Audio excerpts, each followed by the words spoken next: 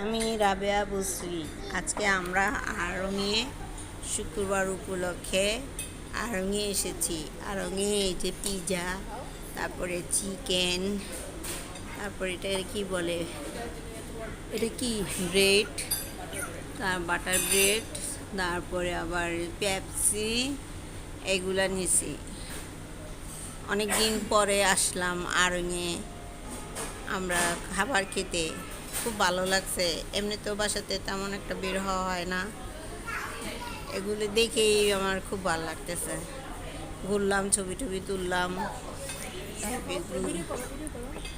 এই যে আমাদের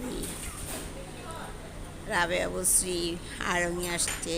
দুঃখিনী রাবেয়া বসরিকে আপনারা একটা লাইক এবং শেয়ার করে দিবেন। এই যে আমার নানা ভাই, ছোট্ট নানা ভাই, আর এই যে পিজা ওরা মুখে তুলে দিচ্ছে।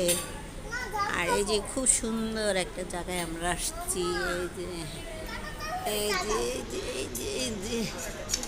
এই যে রাবেয়া বসরি।